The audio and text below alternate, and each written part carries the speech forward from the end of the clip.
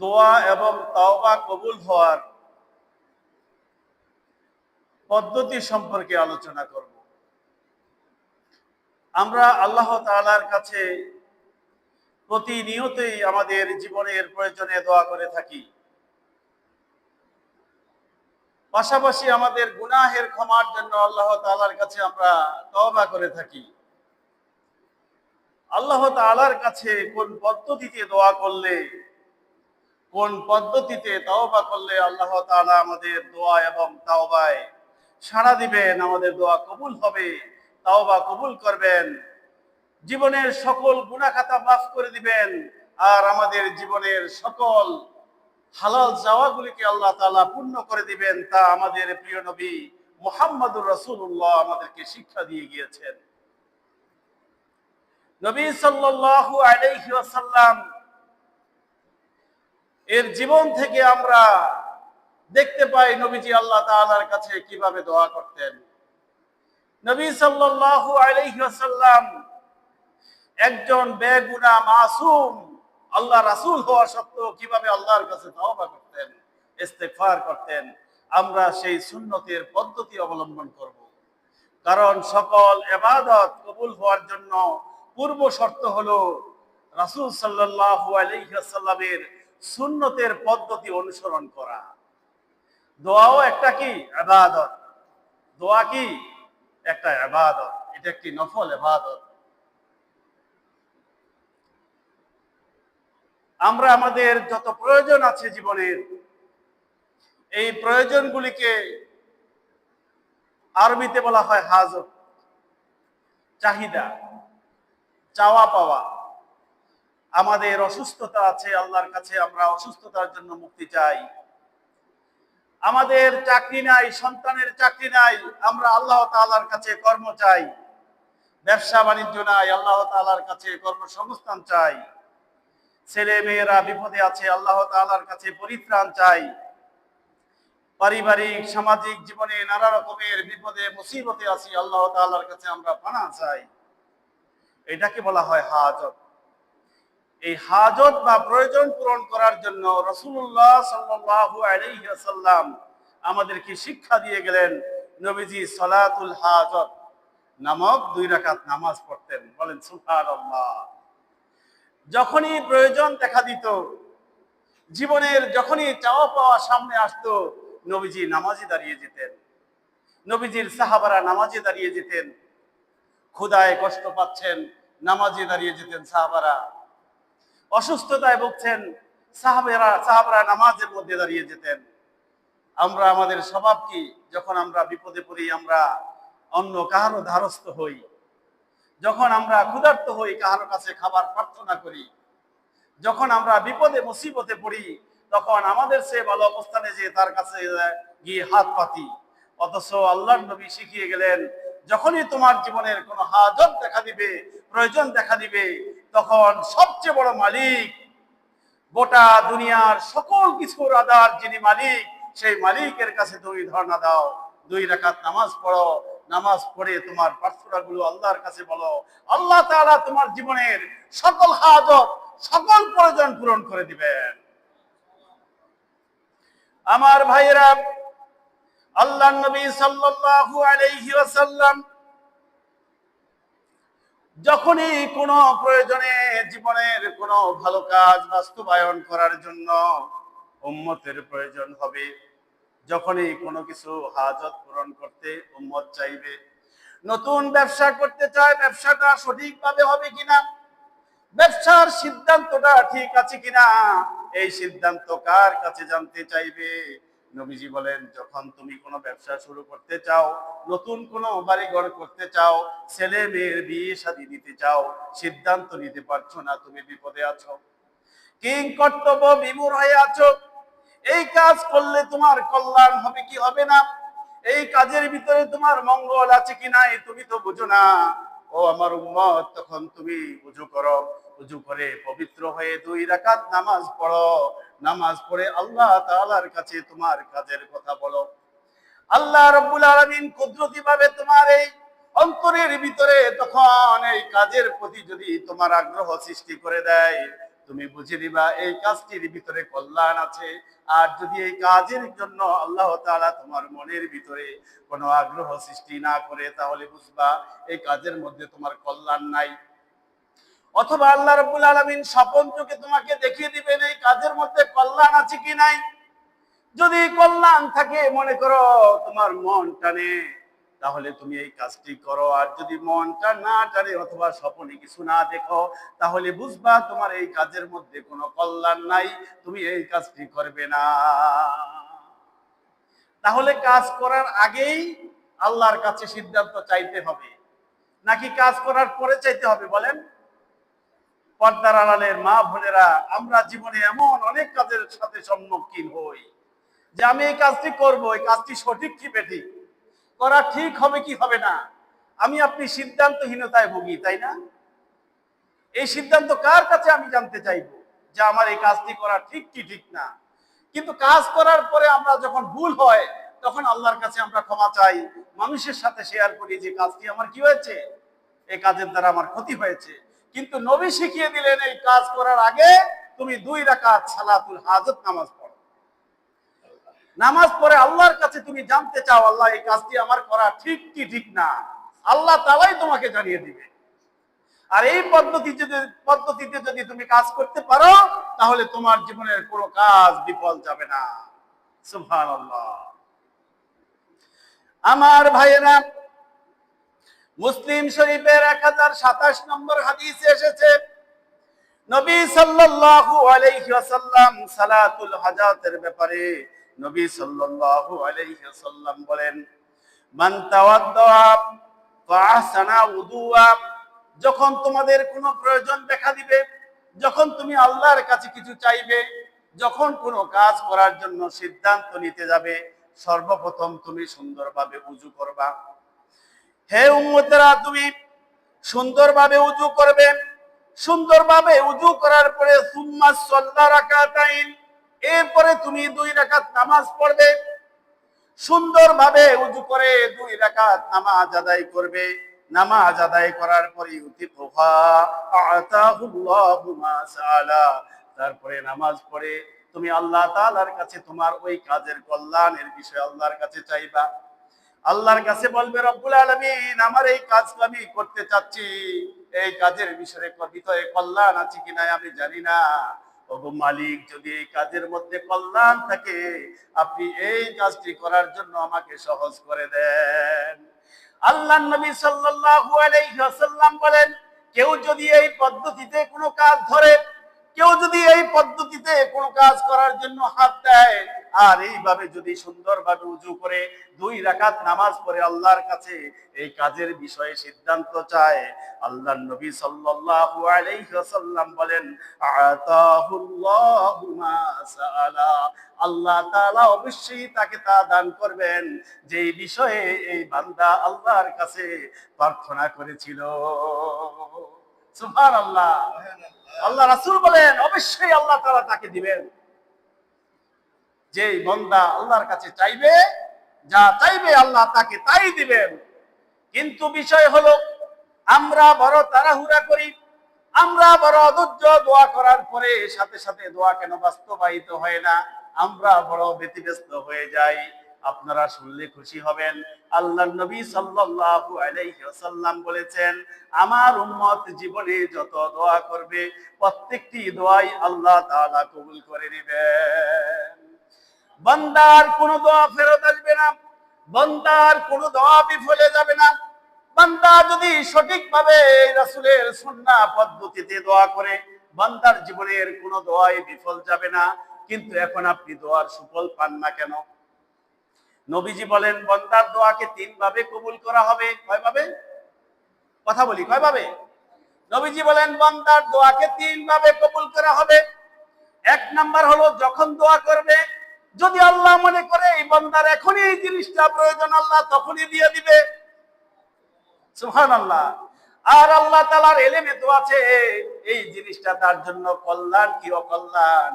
আল্লাহ যদি দেখেন এই বান্দাকে এই মুহূর্তে দিলে এটা কল্যাণ নাই, তাহলে আল্লাহ এই মুহূর্তে দিবেন না, এটা ভবিষ্যতের জন্য আল্লাহ কবুল করে রাখবে। এক নাম্বার পদ্ধতি হলো সাথে সাথে দিবেন। দুই নাম্বার পদ্ধতি হলো জীবনের কোন একটা অংশে দিবেন যখন তার বেশি প্রয়োজন। তিন নাম্বার পদ্ধতি হলো আল্লাহ এই মুহূর্ত দিবেন না, ভবিষ্যৎও দিবেন না। আল্লাহ তাআলা বান্দার জন্য এই দোয়া আখিরাতের জন্য কবুল করে রাখবে। সুবহানাল্লাহ। তার মানে বান্দা যত দোয়া করবে কোন দোয়া তার কি বিফলে যাবে না। হয়তো এই মুহূর্তেই পাবে, না হলে জীবনের কোন একটা ভাটিতে পাবে, অথবা সে আখিরাতে পাবে। তাহলে দোয়া কি বিফলে গেল? এই জন্য দোয়া করতে হবে রাসূলের সুন্নাহ পদ্ধতিতে। আমরা রাসূলের হাদিসের মধ্যে দেখতে পেলাম নবীজি বলেন, যখনই তোমার কিছু প্রয়োজন হয় তখন তুমি সুন্দর করে ওযু করো, এরপরে তুমি 2 রাকাত নামাজ পড়ো, 2 রাকাত নামাজ পড়ে তুমি আল্লাহ তাআলার কাছে ওই বিষয় নিয়ে দোয়া করো, এরপরে তুমি অপেক্ষা করো আল্লাহ রাব্বুল আলামিন অবশ্যই তুমি যা চেয়েছো তা তোমাকে দিয়ে দিবেন। সুবহানাল্লাহ, সুবহানাল্লাহ। আমার মা বোনেরা, আমরা অনেক সময় সাংসারিক অনেক কাজে আল্লাহর কাছে প্রার্থনা করি, দোয়া যখন কবুল হয় না হতাশ হয়ে যায়।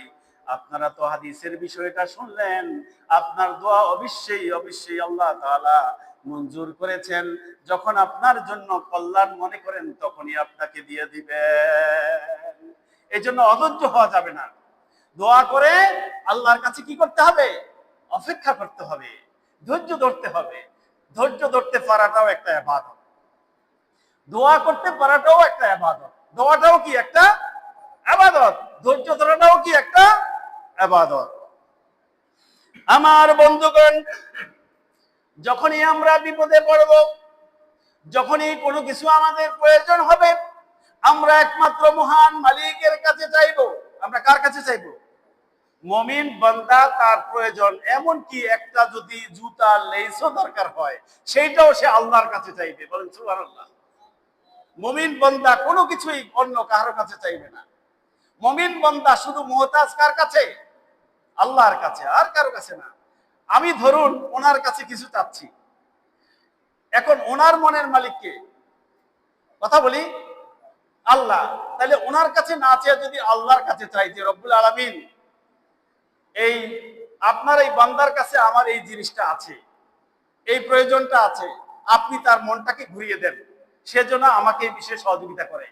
সহজ কোনটা হইল বলেন?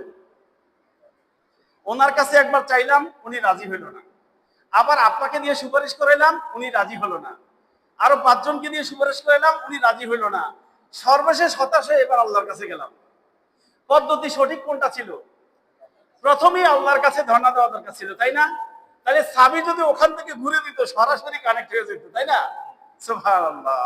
এই জন্য আল্লাহ তাআলা বলেন, যখন তোমার যা প্রয়োজন হয় তখন সাথে সাথে সেটা আমার কাছে চেয়ে নাও। আমার কাছে চেয়ে আগে মঞ্জুর করে রাখো, তারপরে শুধু সেখানে নক করবা, সাথে সাথে হাজির। সুবহানাল্লাহ, সুবহানাল্লাহ। আমার ভাইয়েরা, জীবনের প্রয়োজনে, বিপদে আপদে মুসিবতে, যে কোনো পরিস্থিতির আমরা শিকার হই না কেন, আমরা আল্লাহর কাছে শুধু চাইবো। আমরা কার কাছে চাইবো বলেন? আমরা আল্লাহর কাছে চাইবো, রাসূলের পদ্ধতিতে। রাসূল যেভাবে শিখিয়েছেন এই পদ্ধতিতে আমরা চাইবো। আল্লাহ রাব্বুল আলামিন চাওয়ার পদ্ধতি শিখিয়ে দিলেন, নবী তো শিখিয়ে দিলেন। নামাজ ওযু করবা, তারপরে নামাজ পড়বে, তারপরে আল্লাহ তাআলার কাছে দোয়া করবে। আল্লাহ তাআলা তাহলে তোমার চাহিদা পূরণ করে দিবেন। আর আল্লাহ তাআলা কি শিখিয়ে দিচ্ছে শুনেন। আল্লাহ রাব্বুল আলামিন সূরা বাকারার 45 নম্বর আয়াতে কিভাবে বান্দা চাইবে, কিভাবে আল্লাহর কাছে প্রার্থনা করবে তা শিখিয়ে দিলেন। সুবহানাল্লাহ, সুবহানাল্লাহ। আল্লাহ রাব্বুল আলামিন বলেন, ওয়াস্তাঈনু বিস-সাবরি ওয়াস-সালাম। তোমরা আল্লাহ তাআলার কাছে ধৈর্য এবং নামাজের মাধ্যমে আল্লাহ তাআলার কাছে সাহায্য চাও। ওয়াস্তাঈনু, আল্লাহর কাছে কি করো? প্রার্থনা করো, আল্লাহর কাছে সহযোগিতা চাও, আল্লাহর কাছে সাহায্য চাও। কিভাবে চাইবা? বিস-সাবরে, ধৈর্য সহকারে, ওয়াস-সালাহ, নামাজের মাধ্যমে। তাইলে রাসূল যে শিখাইলেন নামাজ পড়ে তারপরে চাও, এটা কে শিখিয়ে দিছে? আল্লাহ তাআলাই মূলত শিখিয়ে দিয়েছে। এখন আমরা এই পদ্ধতিতে চাই না, এই জন্য আমরা পাই না, আমরা সঠিক পদ্ধতিতে চাই না, এই জন্য আমরা কি পাই না। সাহাবা গোলামের ঘরে কোনো খাবার নাই, হাহুতাশ করতেন না, নামাজে দাঁড়িয়ে যেতেন, নামাজ পড়তে পড়তে আল্লাহর কাছেই বলতেন। ঘরে এসে দেখতেন আল্লাহর কোন এক বান্দা তার ঘরে এত খাবার পাঠিয়ে দিয়েছে, সে একা এই খাবার খেয়ে শেষ করতে পারবে না। তখন সে আশেপাশ থেকে আরো 2, 4, 5 জনকে ডেকে এই খাবার খাওয়াই দিতেন। বলেন সুবহানাল্লাহ। বলেন তো আল্লাহর কাছে কোনো অভাব আছে? সমস্ত কুদরতি খাজানাতের মালিক হলেন তিনি, এই জন্য তার কাছেই চাইতে হবে। তাহলে রাসূল শিখাইলেন কিভাবে? প্রথমে উজু করবে, তারপরে নামাজ পড়বে, এরপরে আল্লাহর কাছে দোয়া করবে। আল্লাহ তাআলা তোমার সংশ্লিষ্ট যে বিষয়টি আছে এই বিষয়টি তোমাকে বাস্তবায়িত করে দিবেন। হয়তো এখন দিবেন, না হলে ভবিষ্যতে দিবেন, না হলে আখিরাতে দিবেন। আর নবী আল্লাহ তাআলা কিভাবে শিখালেন? আল্লাহ তাআলা বলেন, যখন তোমার কিছু চাওয়ার প্রয়োজন তখন তুমি কি করো? আল্লাহর কাছে চাও। তবে চাওয়ার সময় আল্লাহর কাছে তুমি ধৈর্য ধরে চাও, এরপরে তুমি নামাজের মধ্য দিয়ে চাও। তাহলে নামাজ পড়ে আল্লাহর কাছে কি করতে হবে? নামাজ পড়ে ধৈর্য সহকারে নামাজ পড়ে আল্লাহর কাছে চাইতে হবে। এখানে ধৈর্যের সাথে নামাজের সাথে সম্পর্ক আছে। নামাজ পড়তে হবে ধৈর্য ধরে। নামাজ পড়তে হবে কিভাবে? ধৈর্য ধরে, প্রতিটা স্টেপ খুব ধৈর্য ধরে আমরা সুন্দর করে নামাজ পড়ে আল্লাহর কাছে প্রার্থনা করবো ইনশাআল্লাহ। আমার ভাইয়েরা, আল্লাহ রাব্বুল আলামিন বারবার শিখিয়ে দিলেন আমার কাছে চাও, আর রাসূল শিখিয়ে দিলেন নামাজ পড়ে আল্লাহর কাছে চাও। তাহলে আল্লাহ বলছেন আমার কাছে চাও, রাসূল বলছেন আল্লাহর কাছে চাও। আর পৃথিবীর মানুষের স্বভাব হলো মানুষের কাছে চাইলে মানুষ বেজার হয়। একবার চাইলে 1 নম্বর বেজার, 2বার চাইলে 2 নম্বর বেজার, 3বার চাইলে আরো 3 নম্বর বেজার, 4বার চাইলে বিরক্ত হয়, তাই না? এমনকি বাবা মাকে 1বার 2বার 3বার ডাকার পরে 4বার ডাকার সময় বিরক্ত হয়, তাই না? এত আদরের বাবা মা, এরপরে তো 1বার 2বার 3বার জবাব দেয়, 4র্থবারের সময় বলে যে কি হয়েছে, এমন করিস কেন, তাই না? অথচ আল্লাহ দেখেন এত দয়াবান, সুবহানাল্লাহ। আল্লাহ তাআলা শুধু বলেন তুমি আমার কাছে চাও। আমি যাদেরকে বানিয়েছি তাদের কাছে চাইলে তারা বেজার হবে, আমার কাছে চাও, আমি কখনোই বেজার হব না। তুমি যত চাইবে আমি তত খুশি হব, তুমি যত চাইবে আমি ততই দিতে থাকবো তোমাকে। সুবহানাল্লাহ, সুবহানাল্লাহ। আমার ভাইয়েরা, এই জন্য আল্লাহর কাছে আমরা বেশি করে চাইতে হবে। তিরমিজি শরীফের 3373 নম্বর হাদিসে আল্লাহর নবী সাল্লাল্লাহু আলাইহি ওয়াসাল্লাম বলেন, দুনিয়ার মানুষের কাছে চাইলে বেজার হয়, আর মহান রবের কাছে না চাইলে বেজার হয়। ঘটনাটা বিপরীত না? আল্লাহ রাসূল বলতেছেন দুনিয়ার মানুষের কাছে চাইলে কি হয়? বেজার হয়, আর আল্লাহর কাছে না চাইলে আল্লাহ বেজার হন। নবীজি তিরমিজি শরীফের 3373 নম্বর হাদিসে আল্লাহর নবী বলেন, মান লাম ইয়াসআলিল্লাহ ইয়াগদাব আলাই, যে ব্যক্তি আল্লাহ তাআলার কাছে চাইবে না, মান লাম ইয়াসআলিল্লাহ, যে ব্যক্তি আল্লাহর কাছে প্রার্থনা করে না, যে ব্যক্তি আল্লাহর কাছে চায় না, ইয়াগদাব আলাই, আল্লাহ তাআলা তার উপর রাগান্বিত হন। সুবহানাল্লাহ বলবেন না? তাহলে ওখানে যে ব্যক্তি মানুষের কাছে চায়, মানুষ তার উপর রাগান্বিত হয়। আর এখানে হলো উল্টো, যেই ব্যক্তি আল্লাহর কাছে চাইবে না, আল্লাহ তাআলা তার উপর রাগান্বিত হন। সুবহানাল্লাহ বলবেন না? আল্লাহর কাছে না চাইলে আল্লাহ বেজার হয়ে যায়। আল্লাহর কাছে চাওয়া হলো আরেকটা কিন্তু বিনয়ের একটা দৃষ্টান্ত। আপনি যে আল্লাহর কাছে চাচ্ছেন, এটা কিন্তু আরেকটা বিনয়ের দৃষ্টান্ত, যে আপনি আল্লাহর কাছে চাচ্ছেন, আল্লাহর কাছে আপনি নরম হচ্ছেন, আল্লাহকে আপনি রহমান বলছেন, আল্লাহকে আপনি রাহিম বলছেন, আল্লাহকে আপনি গাফুর বলছেন, এটা আল্লাহ তাআলা খুশি হয়। এটা বিনয়ের প্রকাশ। আল্লাহর কাছে চাওয়াটা হলো কি? বিনয়ের প্রকাশ। এই জন্য আল্লাহর কাছে চাইলে আল্লাহ তাআলা কি হন? খুশি হন, কিন্তু না চাইলে বেজার হয়। আল্লাহর কাছে যারা কি করে না, চায় না, আল্লাহ তাআলা তার উপর কি হন? রাগ হয়ে যান, গুসসা হয়ে যান। আল্লাহর কাছে না চাওয়াটা কিন্তু একটা নাফরমানি। আল্লাহর কাছে না চাওয়াটা কি? নাফরমানি। আর মানুষের কাছে না চাওয়াটা হলো কি? ভদ্রতা। আমার এক বন্ধুকে আমি বলতে শুনেছি দোকানে, আমার কাছে যদি কেউ টাকা চায় আমি তার উপর বিরক্ত হই, তার সাথে সম্পর্ক রাখতে আমার ইচ্ছে করে না। নাউজুবিল্লাহ বলবেন না? উনি বলছেন আমার কাছে যদি কি চায়, কেউ টাকা হলাদ চায়, আমি তার উপর চরম গুসসা হই। রাগান্বিত হই, তার সাথে সম্পর্ক রাখতে আমার কি হয় না, ইচ্ছা হয় না। আর আল্লাহ তাআলা বলছেন আমার কাছে যে চায় না আমি তার উপর রাগান্বিত হই। তাইলে সৃষ্টি আর স্রষ্টার মধ্যে পার্থক্যটা কি? একদম বিপরীত। এই জন্য আল্লাহর কাছে চাওয়াটা হচ্ছে একটা নমনীয়তার পরিচয়। আল্লাহর কাছে চাওয়া আল্লাহকে গাফুর মানার একটা দৃষ্টান্ত। এই জন্য আল্লাহর কাছে চাইতে হবে। আল্লাহর কাছে কি চাইতে হবে? এটা বিনয়ী বান্দার বৈশিষ্ট্য, আল্লাহর কাছে চাওয়া। আমার ভাইয়েরা, কেন চাইবেন, কেন চাইতে হবে? কারণ এই দোয়া করাটা হচ্ছে একটা ইবাদত। দোয়া করাটা হচ্ছে কি একটা ইবাদত। দোয়া করা যে ইবাদত, নবীজি সাল্লাল্লাহু আলাইহি ওয়াসাল্লামের বিখ্যাত হাদিস গ্রন্থ তিরমিজি শরীফের 3295 নম্বর হাদিসে আল্লাহর নবী সাল্লাল্লাহু আলাইহি ওয়াসাল্লাম বলেন, আদ-দুআ হুয়াল ইবাদা। নবীজি বলেন দোয়াটা হচ্ছে একটা ইবাদত। নবীজি কি বলছেন? বলেন আদ-দুআ হুয়াল ইবাদা। দোয়া হচ্ছে একটা ইবাদত। দোয়া হচ্ছে কি একটা ইবাদত। দোয়া হচ্ছে একটা প্রার্থনা। নামাজ যেমন একটা প্রার্থনা, দোয়াটাও কি একটা প্রার্থনা। দান সদকাও একটা প্রার্থনা, কোরআন তেলাওয়াতও কি একটা প্রার্থনা। তেমনি ভাবে দোয়াটাও একটা প্রার্থনা। দোয়া যেহেতু একটা প্রার্থনা, দোয়া যেহেতু একটা ইবাদত, এই দোয়াটাকে সঠিকভাবে আল্লাহর কাছে চাইতে হবে। আল্লাহর কাছে দোয়াটা সঠিকভাবে কি করতে হবে? উপস্থাপন করতে হবে। এই দোয়াটা সঠিকভাবে উপস্থাপন করতে হলে এক নাম্বার কাজ হচ্ছে দোয়া ব্যক্তিগতভাবে করতে হবে। দোয়া কিভাবে করতে হবে? ব্যক্তিগতভাবে করতে হবে। কেন? আমরা যখন অনেকগুলো রোগী ডাক্তারের কাছে যাই, অনেক বিশেষজ্ঞ প্রসিদ্ধ ডাক্তার আছেন, দৈনিক 70-80 জন রোগী দেখেন। এখন ওনার প্রতি রোগীকে যদি উনি 2 মিনিট করে সময় দেন, তাইলে 80 জন রোগীর জন্য 160 মিনিট দরকার হয়।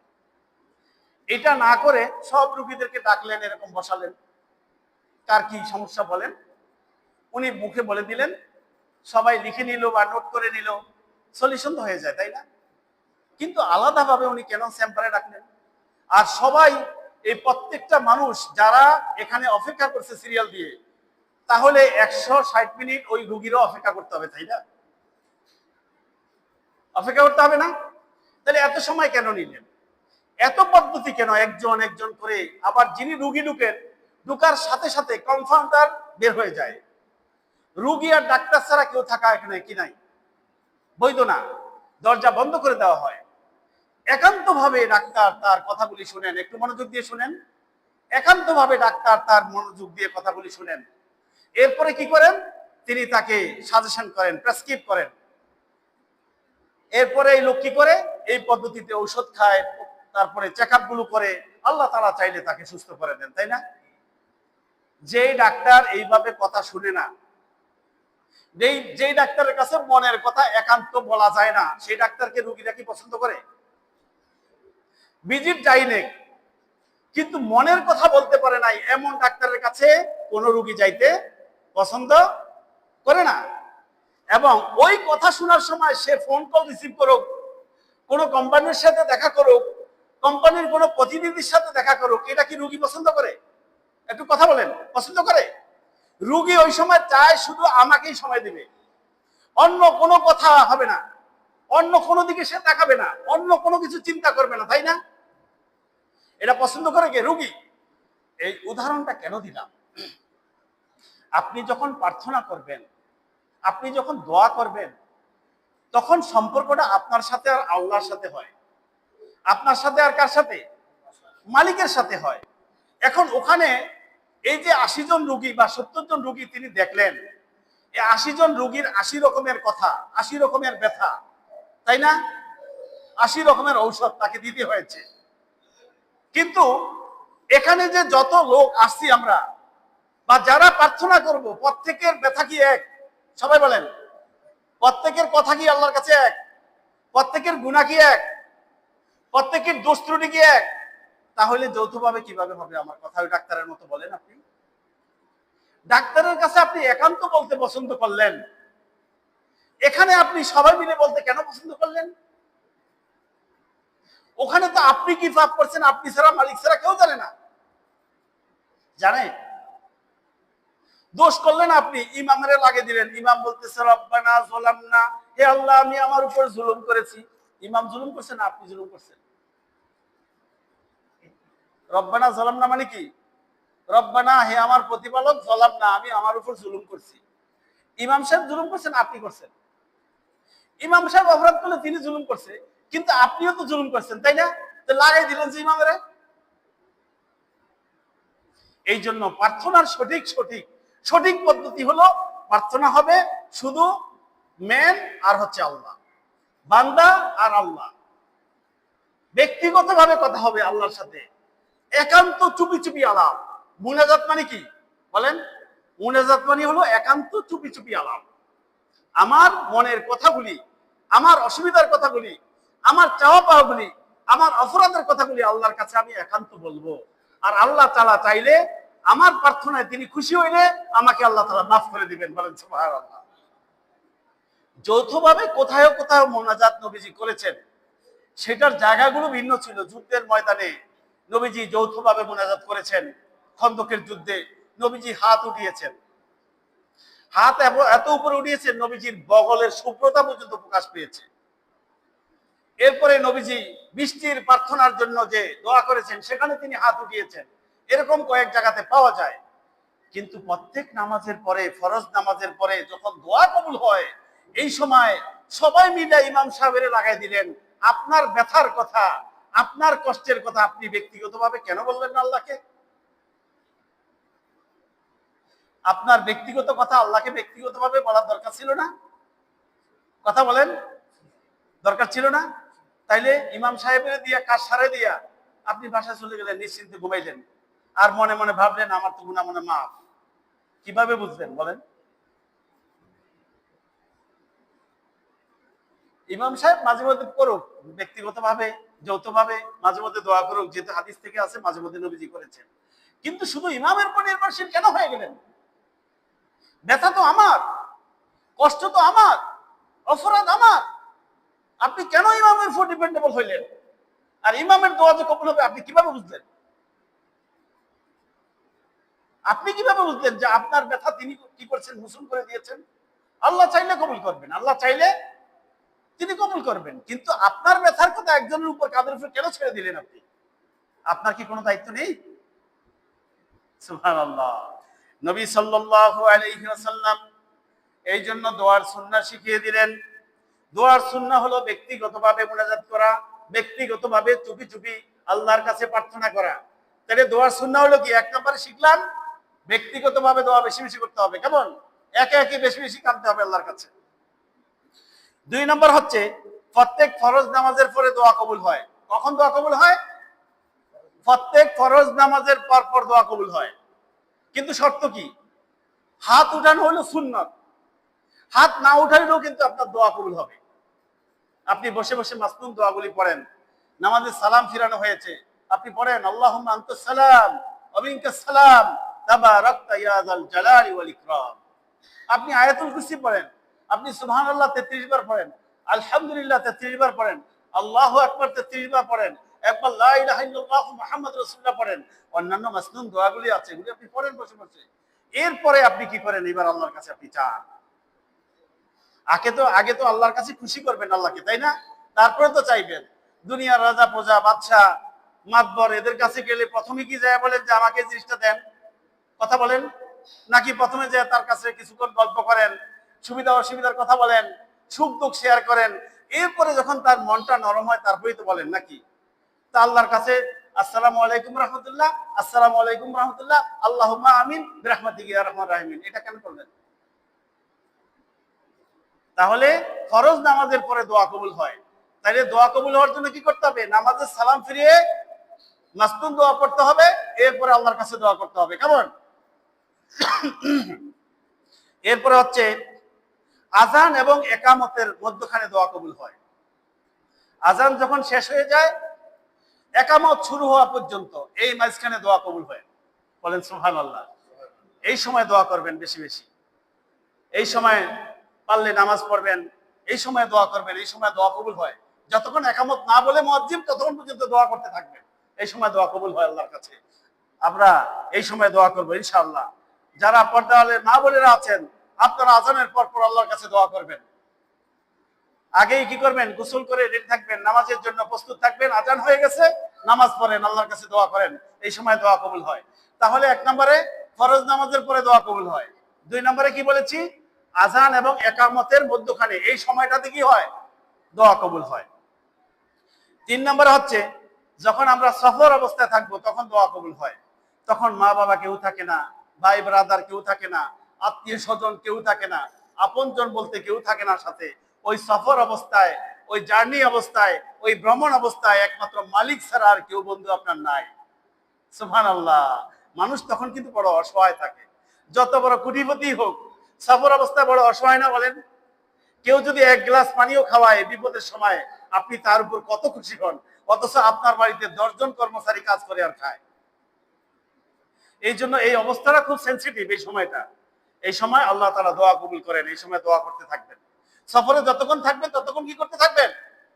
দোয়া করতে থাকবেন। আবিজাবি না দেখে, মোবাইল না দেখে, ফোনে মোবাইলে কথা বলে সময় না নষ্ট করে ওই সময় আল্লাহর কাছে প্রার্থনা করতে থাকবেন, মাসনুন দোয়া পড়তে থাকবেন, দোয়া পড়তে থাকবেন, আল্লাহর কাছে দোয়া করতে থাকবেন। ওই সময় আমরা যখন নফল নামাজ পড়বো, ফরজ নামাজগুলিদের মধ্যে রুকু থেকে উঠার পরে যে সময়টা, এই সময় দোয়া কবুল হয়। রুকু থেকে উঠে যখন সোজা হয়ে দাঁড়ানো হয়, এই সময় দোয়া কবুল হয়। রুকু অবস্থায় দোয়া কবুল হয়। রুকু অবস্থায় আল্লাহর কাছে মাথা নুজু করা হয়েছে, এই সময় দোয়া কবুল হয়ে যায়। রুকু থেকে দাঁড়ানোর পরে যখন দোয়া করা হয় তখন কি হয়ে যায়? আল্লাহর কাছে দোয়া কবুল হয়। এই জন্য এই সময়গুলিতে সময় নিতে হবে। রুকুতে সময় নেবেন, আবার রুকু থেকে দাঁড়ানোর পরে কি নিতে হবে? সময় নিতে হবে। যদি জামাতে নামাজ হয় তাহলে তো একটা লিমিট সময়, কিন্তু জামাতে নামাজ না হইলে নফল নামাজগুলিতে আপনি আপনার মনের মতো করে রুকুর মধ্যে আপনি দোয়া করবেন। দোয়ার পাশাপাশি, ওই দোয়ার পাশাপাশি আপনি আপনার মনের মতো করে আরবি জানা থাকলে দোয়া পড়বেন। রুকু থেকে দাঁড়ায়া দোয়া যেগুলি শিখানো আছে, রব্বানা লাকাল হামদ হামদান কাসীরান তাইয়িবান মুবারাকান ফি, এইসব দোয়া তো করতে পারেন। চাইলে আপনি অন্যান্য দোয়াও করতে পারেন নফল নামাজে। তাইলে রুকু অবস্থায় দোয়া কবুল হয়, রুকু থেকে দাঁড়ানো অবস্থায় দোয়া কবুল হয়। এরপরে সেজদার মধ্যে দোয়া কবুল হয়। সেজদার মধ্যে যখন বান্দা যায় তখন আল্লাহর সবচেয়ে কাছাকাছি চলে যায় বান্দা। সেজদার মধ্যে যখন যায় তখন আল্লাহর সবচেয়ে নিকটবর্তী বান্দা হয়ে যায়। ওই সময় আল্লাহ দোয়া কবুল করেন। আমার প্রিয় মা বোনেরা, আপনার বিপদ আপদ গুলো এই সেজদার মধ্যে আপনি বলবেন। আপনি নফল নামাজের ভিতরে বাংলায়ও বলতে পারবেন।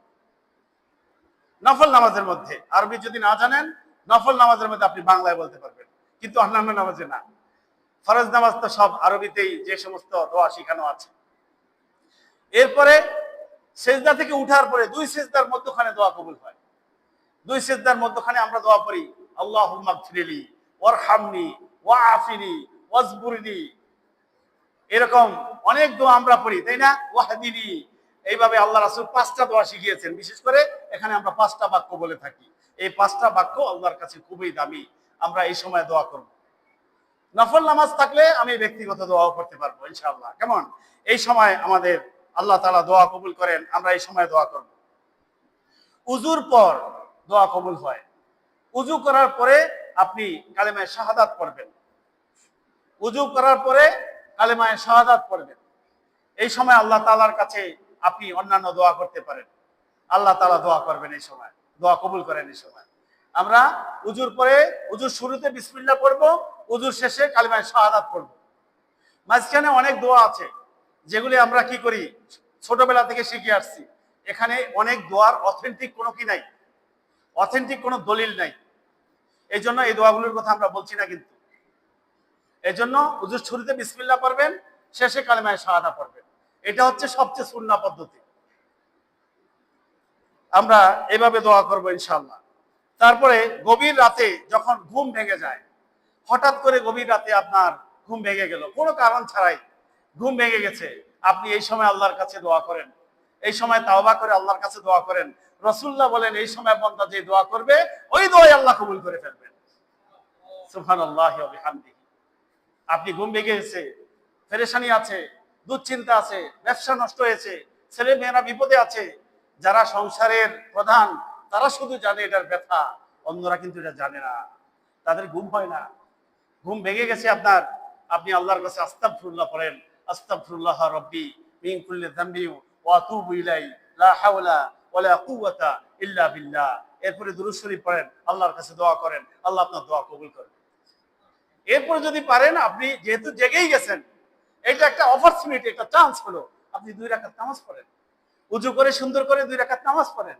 2 রাকাত নামাজ পড়ে আল্লাহর কাছে আপনি ধর্ণা দেন, আপনি সেজদার মধ্যে যে আল্লাহর কাছে কাঁদেন, সেজদার মধ্যে গিয়ে আল্লাহর কাছে প্রার্থনাগুলি বলেন, সেজদার মধ্যে গিয়ে আপনার বিপদের কথা বলেন, আল্লাহ তাআলা কবুল করবেন ইনশাআল্লাহ।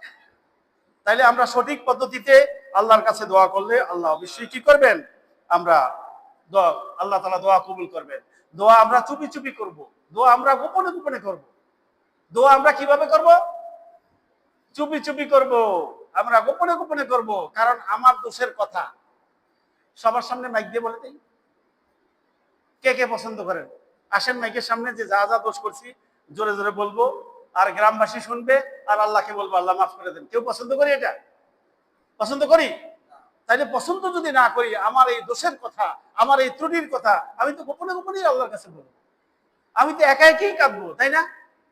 একা একই মুনাজাতের কথা গুরুত্ব কেন এবার বুঝতে পারছেন? কারণ আমার অপরাধ একা একা আমি জানি, আর আল্লাহ জানে, আর কেউ জানুক এটা আমি পছন্দ করি না।